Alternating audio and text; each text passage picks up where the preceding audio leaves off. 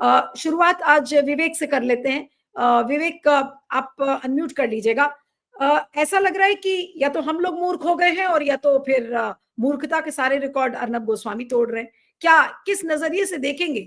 उनका ये कहना है कि when I land from Heathrow to Bengaluru or Mumbai, it seems we are traveling from a developing to a developed nation। बताइए। मुझे बहुत हंसी आ रही है। मुझे तो क्या बोलना कुछ समझ में नहीं आ रहा है। पहली बात तो ये है कि मैं अर्नब गोस्वामी से जर्नलिज्म में सीनियर हूँ। वो भले ही बड़े हाई प्रोफाइल जर्नलिस्ट हो, लेकिन मुझे जर्नलिज्म में अभी 38 साल हो गए। और वो 91 में 92 में शायद कैम्ब्रिज में थे। मैं उस समय मुझे जर्नलिज्म में ऑलरेडी 5-6 साल हो चुके थे। तो मैं सीनियर हूँ उनसे, आप होंगी जूनियर। और लेकिन यहाँ सीनियर जूनियर का सवाल नहीं है, यहाँ कौन किस तरह की बात करता है उसका सवाल है। अगर मुझसे कोई सेंसिबल ज्यादा बात मुझसे 10 साल जूनियर जर्नलिस्ट भी करता है तो मैं उसका लोहा मान लूंगा। लेकिन ये जनाब जो है ये पहली बार नहीं है, इससे पहले भी कई बार इस तरह की बातें कर चुके हैं। लेकिन ये जो बात उन्होंने कही कि हिथ्रो से मैं जब भारत आता हूँ, बेंगलुरु में उतरता हूँ या फिर कहीं मुंबई में उतरता हूँ, दिल्ली में उतरता हूँ, तो मुझे लगता है कि भारत ये एक डेवलप्ड कंट्री है। और अंडर डेवलप्ड वो मतलब डेवलपिंग कह रहे हैं, इंग्लैंड को डेवलपिंग कंट्री कह रहे हैं। वो भारत को डेवलप्ड कंट्री भले ही कहे, ठीक है, एक देश प्रेम का एक माहौल बना है, तो हम भारत को दुनिया का सर्वश्रेष्ठ देश भी कह सकते हैं, सबसे विकसित देश भी कह सकते हैं। जो आपके मन में आया वो आप कहे, लेकिन आप दूसरों को तो कम से कम ना कहो भाई वो आप इंग्लैंड को अंडर डेवलप्ड या फिर डेवलपिंग कंट्री कह रहे हो। ये तो मत कहो। आप भारत को चाहे जितना सर पे बिठाना है आप बिठाइए, वो आपका अधिकार है एक भारतीय होने के नाते। लेकिन जो देश कई दशकों पहले डेवलप हुआ है, कई सेंचुरीज पहले डेवलप हुआ है, क्या अर्नब गोस्वामी ये भूल गए कि लंदन में जो मेट्रो बनी थी, जमीन के नीचे से जाने वाली ट्रेन, हमारे यहाँ जमीन के ऊपर भी नहीं थी ट्रेन उस समय। और जब हमारे यहाँ जमीन के ऊपर ट्रेन आई तो लोग उसको देख के डर के भागते थे। ये कोई राक्षस है ऐसा समझकर लोग भागते थे। और उस समय के अपर कास्ट ने तो उसके खिलाफ एक कैंपेन शुरू कर दिया था कि ये भारत को नष्ट करने का कोई ये इसमें से दलित भी जाएंगे, इसमें से सारी जात जमात के लोग एक साथ जाएंगे, तो ये भारत की संस्कृति नष्ट करने का कोई एक कॉन्स्पिरेसी है। इस तरह का कैंपेन भी अपर कास्ट ने उस समय किया था। उस समय उससे पहले लंदन में अंडरग्राउंड मेट्रो बनी थी, 250 साल पहले अंडरग्राउंड मेट्रो लंदन में बनी थी। आप इमेजिन कीजिए किस तरह से विकसित थे वो उस समय, 250 साल पहले। जब वो बंबई आए, जब पोर्तुगीज ने उनको बंबई का जो आइलैंड है वो भेंट में दिया पोर्तुगीज के रॉयल फैमिली ने इंग्लैंड को, उस समय बंबई जो है वो 5 अलग अलग आइलैंड थे, उनको एक संघ जमीन बनाई उन्होंने। क्या किया? रिक्लेमेशन किया। आज से कब? आज से कम 150 साल पहले की बात है। 150 साल पहले वो पूरा जो 5 आइलैंड थे उसके समंदर के बीच में मिट्टी भरकर, उस समय वो टेक्नोलॉजी थी उनके पास, और उसको एक लैंडमार्क बनाया पूरा, जिस पर आज सैकड़ों फ्लोर्स की इमारतें खड़ी है मुंबई में। किस तरह से उन्होंने उसको एक जमीन बनाई, पूरी एक संग जमीन बनाई। तो जो लोग कम से कम हमसे 200 साल आगे है, उनको कहना कि वो डेवलपिंग है और हम डेवलप्ड है, आज भी हम 200 साल पीछे हैं उनसे। हम चाइना से कम 100 साल पीछे है। चाइना से तो अब दुनिया के और भी अमेरिका जैसा देश भी चाइना से कई मामलों में पीछे है, यूरोप कई मामलों में पीछे चला गया है। तो हम चाइना की जो तस्वीरें आती है, जो वीडियोज आते हैं, वो देखने के बाद आप इमेजिन नहीं कर सकते कि किस स्केल का डेवलपमेंट। अब डेवलपमेंट की डेफिनेशन पर डिबेट हो सकती है। मैं कन्वेंशनल जो भी डेवलपमेंट की डेफिनेशन है, मैं उसको बहुत पूरी तरह से डेवलपमेंट नहीं मानता कि ऑप्यूलेंस और बहुत सारा बड़ा इंफ्रास्ट्रक्चर ये डेवलपमेंट है ह्यूमन सोसाइटी का, ऐसा मैं नहीं मानता। लेकिन कन्वेंशनल डेवलपमेंट की आप 2 एयरपोर्ट की कंपैरिजन कर रहे हैं, इसलिए उस कन्वेंशनल डेफिनेशन से ही मैं जाऊंगा। अदरवाइज डेफिनेशन के कई पैमाने हैं जिनमें आज का जो कन्वेंशनल डेवलपमेंट है वो फिट नहीं बैठता, उसमें बहुत सारे प्रॉब्लम्स हैं।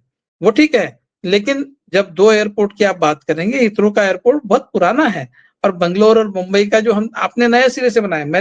मैं अमेरिका 2 बार गया, मैं जर्मनी 1 बार गया, मैं दुबई गया। मैंने ये सारे जब मैं वहाँ कई एयरपोर्ट देखे, तो मुझे उसमें सादगी दिखी। वियना का एयरपोर्ट मैंने देखा, एकदम सादा एयरपोर्ट है, सिंपल एयरपोर्ट है, उसमें सादगी है। वो क्या ऑप्युलेंस वहाँ पर क्रिएट नहीं कर सकते? कर सकते हैं। हमारे से ज़्यादा पैसा है उनके पास, लेकिन वो नहीं करते, क्योंकि ऑप्युलेंस का जो अट्रैक्शन है, वो हमेशा गरीबों को होता है। जो गरीब होते हैं, उनको इस तरह की चीज़ों का बहुत अट्रैक्शन होता है। जब पैसा मिलता है, तो इस तरह की चीज़ों में वो स्प्लर्ज करते हैं। ये एक टेंडेंसी होती है, वहाँ पहुँचने की टेंडेंसी। उस टेंडेंसी का हमारे जो एयरपोर्ट्स है, वहाँ उसमें दिखने वाला जो ऑप्युलेंस है, वो कंप्लीटली अनावश्यक है, उसकी कोई ज़रूरत नहीं है। आप सादगी भरे एयरपोर्ट भी बना सकते हैं और उसमें सुविधा यात्रियों को सुविधा मिले, ये इम्पोर्टेंट है। वो कितना चमक-दमक वाला एयरपोर्ट है, ये इसकी कोई ज़रूरत नहीं है। उसको चमक-दमक बनाने की जो बात है, वो अदानी, अंबानी जैसे लोगों को, जिनको एयरपोर्ट के ठेके मिलते हैं, उनके फायदे की बात है। आप उसको सादगी भरा, कई एयरपोर्ट्स यूएस में बहुत सिंपल है, उसमें कहीं कोई आईने नहीं लगे हैं, कोई चमक नहीं, बहुत लाइटिंग है, ऐसा ऐसा भी नहीं, इल्यूमिनेशन है बहुत। तो ये डेफिनेशन जो आपकी डेवलपमेंट की है और उनकी है, उसमें आज वो भी फर्क है क्वालिटेटिवली। तो ये एक लेकिन मैं इसको एक लार्जर जो प्रोपेगेंडा चलता है राइट विंग का, उसका एक पार्ट मानता हूँ। वो प्रोपेगेंडा ये है कि जो हम नहीं हैं, वो बताने की कोशिश करे कि हम विश्व गुरु हैं। हम हमारे तरफ पूरी दुनिया हमेशा संघ की तरफ से ये बात होती है कि सारा विश्व भारत की ओर बड़ी आशा के साथ देख रहा है कि विश्व की आज की जो भी समस्याएं है, जो मॉडर्न लाइफस्टाइल की जो समस्याएं है, उनका निराकरण करने की क्षमता केवल हिंदू चिंतन में है। इस तरह की बात हमेशा संघ की तरफ से की जाती है और सारा विश्व जो है वो इंतजार कर रहा है कि भारत कब सामने आता है और भारत कब हमको उस बात का ज्ञान देता है जिसके चलते हमारी सारी समस्याएं जो है उनका निराकरण हो जाएगा। ये खुद ही कहते हैं, हम खुद ही अपने आप को विश्व गुरु कहते हैं। हमने अपने आप खुद ही विश्व गुरु की पोस्ट पर अपॉइंट कर लिया है। ऐसा आपको किसी ने नहीं कहा कि भाई ये बताइए हमारी समस्याओं की क्या उसका उसका निराकरण कैसे होगा? किसी ने आपसे पूछा नहीं, आप खुद ही अपने आप को प्रेजेंट कर रहे हैं। ये जो तो आप लार्जर प्रोपेगेंडा है। जी। विवेक, जो बात आप कह रहे हैं उसमें तो फैक्ट्स है, ये फैक्चुअल इंफॉर्मेशन है कि भाई हम विश्व गुरु नहीं है, लेकिन हम अपने आप को विश्व गुरु बताने की कोशिश कर रहे हैं। हम अपने आप को बढ़ा चढ़ाकर बताने की कोशिश कर रहे हैं। लेकिन मैं अब अर्नब गोस्वामी पर आना चाहती हूँ कि अर्नब गोस्वामी ऑलरेडी मोदी जी के बहुत करीब हैं, उनको ये वो सब बोलने की क्या जरूरत है? वो अपनी वो भनकी उस इकोसिस्टम नहीं, नहीं, वो उस इकोसिस्टम के वो भोपू है। उस इकोसिस्टम का वो पार्ट है, जो इकोसिस्टम ये इंप्रेशन अपने भक्तों को दिलाना चाहते हैं कि हम दुनिया में बहुत आगे निकल चुके हैं और उस मुगालते में रखना चाहते हैं, ताकि जो असली समस्याएं है इस देश की, जो पिछले 12 सालों में दिन दुगनी और रात चौगनी बढ़ी है, वो सारी समस्याओं को वो भूल जाए और इस भ्रम में वो जीते रहे कि मोदी जी ने तो इस देश को दुनिया का सर्वश्रेष्ठ देश ऑलरेडी बना दिया है। ये जो प्रोपेगेंडा है, उस वो एक एनेस्थीसिया है। ये एनेस्थीसिया हमेशा लोगों को देते रहते हैं। इस एनेस्थीसिया के प्रयोग का ये एक पार्ट है और उसका वो एक अर्नब गोस्वामी उनके एक बहुत कमिटेड फुट सोल्जर है उसमें। वो उनके एक भोंपू है जो उस प्रोपेगेंडा को एग्रेवेट भी करते हैं, एनलार्ज भी करते हैं। तो उसके तहत ही शायद इस तरह की बातें इनके मुंह से निकलती है। कल आप देखिए, कल नरेंद्र मोदी का भाषण हुआ रामनाथ गोविंद का मेमोरियल लेक्चर में। वहां वो क्या कहते हैं? वो ये कहते हैं कि भारत के बारे में वो कहते हैं और ऐसा चित्र उपस्थित करते हैं कि मैकॉले जो है, मैकॉले ने भारत को, भारतीय लोगों के दिमाग को कॉलोनाइज किया और एक इंफीरियरिटी कॉम्प्लेक्स से भर दिया। अरे भाई, भारत ऑलरेडी इंफीरियरिटी कॉम्प्लेक्स से ग्रस्त था, इसलिए कि भारत में केवल एक ही जात ऐसी थी जिनके पास ज्ञान के भंडार, जिन्होंने अपने अप्रोप्रिएट कर लिए थे, मोनोपोलाइज कर लिए थे। बाकी सारी जनता तो अज्ञानी ही थी। एक योजनाबद्ध तरीके से देश के 90% लोगों को अज्ञानी रखा गया था और मैकॉले आया तो मैकॉले ने वो सारे जो या फिर जब ब्रिटिश आए तो वो सारे जो ज्ञान के भंडार है, जो पाश्चात्य जगत से आए थे। आपने अपने तो संस्कृत टेक्स्ट जो है अपने पास सिक्योर कर लिए थे, अपने पास मोनोपोलाइज कर लिए थे। उन्होंने बाकी दुनिया का जो ज्ञान है वो भारत के आम जनता को मुहैया कराया। मैं तो मैकॉले को उन सारे लोगों से श्रेष्ठ मानता हूं जिन्होंने इस देश के लोगों को, ज्यादातर लोगों को ज्ञान के भंडार से दूर रखा, जिनको ज्ञान प्राप्त करने की अनुमति नहीं थी।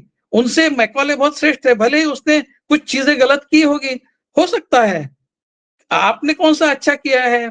3000 साल आपने क्या अच्छा किया है इस देश के जनता के साथ? आपने कौन सा उनको ज्ञान दिया है? उसने जो ज्ञान दिया है वो गलत ज्ञान है। और आपने 3000 साल जो ज्ञान दिया है, क्या वो अच्छा ज्ञान है? आपने तो ज्ञान दिया ही नहीं है। कुछ उनको एक्सेस ही नहीं था ज्ञान को। वो तो ऐसे ही आपकी सेवा में लगे रहे 3000 साल तक। मैकॉले ने कम से कम ज्ञान तो दिया। अब उसमें आप खोट निकाल रहे हैं, उसमें उसने अंग्रेजी को महत्व दिया है, दिया होगा, लेकिन वो उससे फायदा हो, उससे अंबेडकर बने। उस ज्ञान को प्राप्त करके अंबेडकर जैसे व्यक्ति इस देश में बने हैं। उन तो ये पूरा एक इकोसिस्टम है, क्योंकि इन्होंने जो पाप किए 3000 साल, उन पापों को ढकने का जो एक कैंपेन है, वो जो प्रोपेगेंडा है, मतलब ये साई दीपक वगैरह ये सारे जो लोग हैं, वो तो ये कहने में लगे हैं अभी कि ये सारा जाति व्यवस्था वगैरह ब्रिटिशों ने एम्प्लीफाई किया हुआ प्रचार है। ऐसा कुछ था ही नहीं इस देश में। इस तरह का प्रचार भी ये लोग कर रहे हैं। इसके वीडियोज आते हैं इनके सिस्टम में से कि ऋषि मुनियों के आश्रम में ज्यादातर दलित और अदर कास्ट के लोग होते थे। इस तरह का वीडियो मैंने देखा है, इनके प्रोपेगेंडा मशीनरी से निकला हुआ। तो ये अभी अपने पापों को ढकने के लिए अपने आप को अच्छा बताने की कोशिश कर रहे हैं, और जो ब्रिटिश एजुकेशन सिस्टम है उसको दोष देने की कोशिश कर रहे हैं। जबकि फैक्ट ये है कि ब्रिटिश आए इसलिए इस देश में डेमोक्रेसी भी आई है। वो ठीक है, ब्रिटिशों ने जो भी बुरा किया होगा वो सब ठीक है अपनी जगह, लेकिन एक लेवल प्लेइंग फील्ड बना है इस देश में ब्रिटिशों के आने के बाद, और मैकॉले उसका एक स्टार है। मैं उसको बिल्कुल बुरा नहीं मानता। हो गया, उसमें कोई दोष होंगे, लेकिन आपने अपने ही लोगों के साथ में 3000 साल जो किया, उससे तो उसने जो, वो तो बाहर का था, उसने जो कुछ भी किया होगा वो एक्सक्यूजेबल है, मैं मानता हूं, क्योंकि वो आपका अपना नहीं था।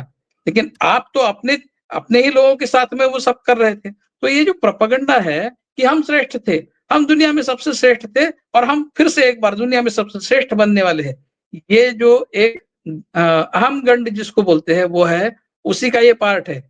और हीथ्रो का एयरपोर्ट डेवलपिंग कंट्री का एयरपोर्ट, और बंगलोर का डेवलप कंट्री का। मानिए, आपको अगर ये मानना है कि हमारा देश पूरी तरह से डेवलप हो चुका है तो बढ़िया है, आगे कुछ करने की जरूरत नहीं है। इसी पेस से चलते रहे और इसी मुगालते में रहे और इस देश को गड्ढे में खड्डे में ले जाए, इसी बिल्कुल। यही आगे दिख रहा है जी।